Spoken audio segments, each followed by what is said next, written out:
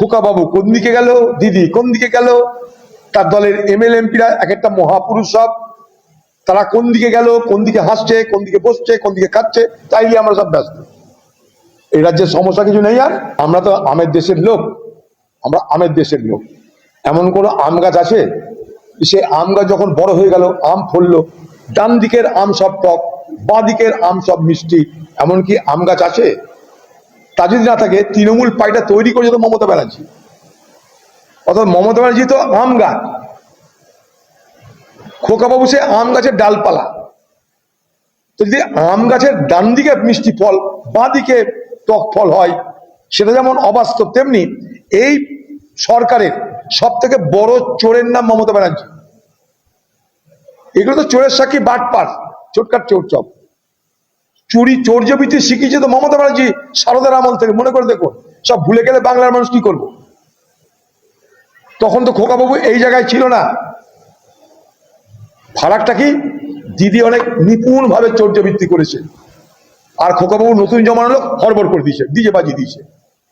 দিদি রবীন্দ্রসঙ্গীত বানিয়ে চুরি চামারি করেছে, আর খোকাবাবু ডিজে বাজিয়ে চুরি চামারি করেছে, ফলে জানাজানি হয়ে গেছে। আপনার অল্প বয়স, উত্তেজনা বেশি।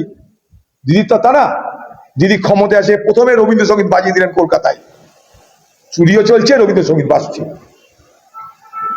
তার আগে মনে করে দেখুন, সুদীপ্ত সেন, সেই কালিম্পং ভেলো পাহাড়, সেই সারদা কাণ্ড, সেই সারদা কাণ্ডকে লুটপাটের ব্যবস্থা করা, বাংলার মানুষের কাছে কোনো আলোচনা নেই। খোকা বাবু, খোকা বাবু, খোকা বাবু করে। আরে খোকা বাবুর মা কে?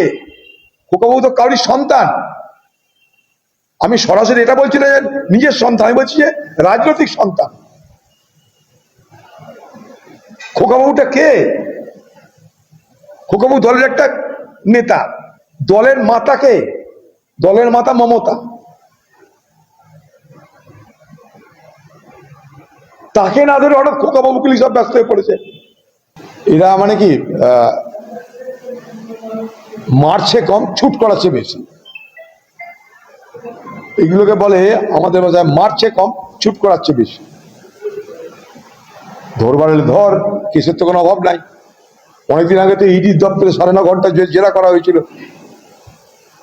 সবাই জানে তাদের দুর্নীতি কথা, কিন্তু জানে না সিআইডি, জানে না সিবিআই, জানে না ইডি। গ্রেপ্তার করো, আমার কাছে পরিষ্কার কথা। 2 নম্বর কথায়, এই নাটক বন্ধ। কেউ বলছে খোকাবাবুর জন্য দল শেষ হয়ে গেল, মমতা ব্যানার্জিকে সম্মান করি। কেউ বলছে খোকাবাবু যতক্ষণ আসে ততক্ষণ আমরা নাই।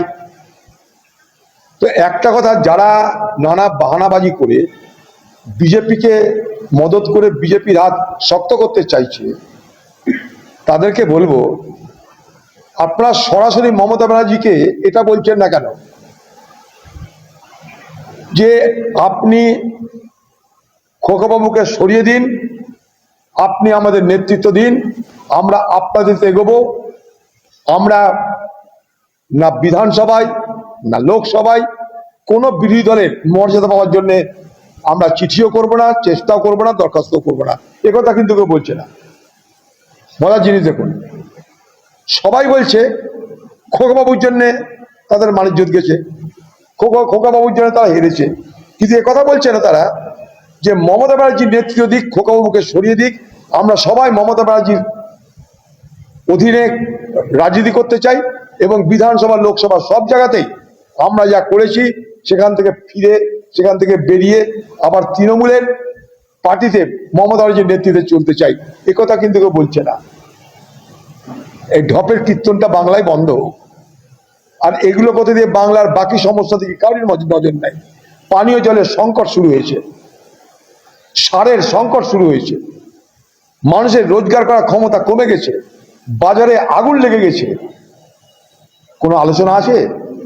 খোকা বাবু কোন দিকে গেল, দিদি কোন দিকে গেল, তার দলের এমএলএ এমপিরা এক একটা মহাপুরুষ সব, তারা কোন দিকে গেল, কোন দিকে হাসছে, কোন দিকে বসছে, কোন দিকে খাচ্ছে, তাই নিয়ে আমরা সব ব্যস্ত।